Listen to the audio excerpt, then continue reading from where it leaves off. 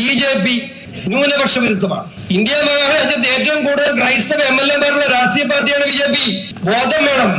India മഹാരാജ്യത്ത് 12 വർഷക്കാലമായി നരേന്ദ്രമോദി സർക്കാർ ഭരിക്കുന്നു. ഇവിടെ ആരെയാ പീഡിപ്പിച്ചെന്ന് പറഞ്ഞേ, പറയുന്ന കോൺഗ്രസ്സുകാരൊന്ന് പറഞ്ഞേ, ആരെയാ പീഡിപ്പിച്ചേ? 12 വർഷമായി.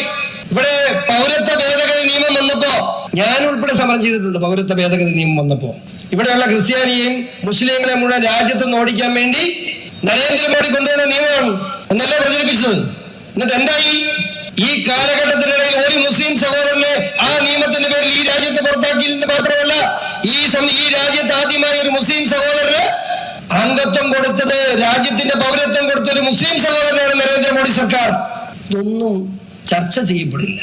ബഹുമാനപ്പെട്ട രാജീവ് ചന്ദ്രശേഖർ സൂചിപ്പിച്ചു, മൂന്നാമത്തെ പ്രശ്നം ഇവിടെ ഉണ്ടല്ലോ. 2 സ്ഥാനാർത്ഥിമാർ, LDF-ന്റെയും UDF-ന്റെയും.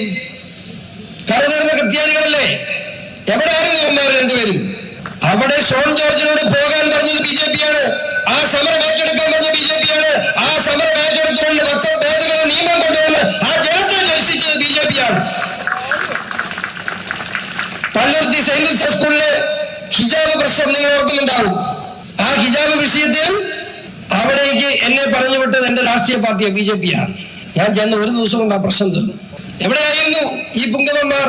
സമുദായ സ്നേഹം, കർഷക സ്നേഹം. ഇലക്ഷൻ എടുക്കുമ്പോൾ മാത്രം കാണിക്കേണ്ടതല്ല സമുദായ സ്നേഹവും. എല്ലാവരെയും തുല്യമായി കാണാൻ പഠിക്കണം. എല്ലാവരെയും ഒന്നായി കാണാൻ പഠിക്കണം. എല്ലാ സമുദായങ്ങളെയും സഹോദരങ്ങളായി കാണാൻ പഠിക്കണം.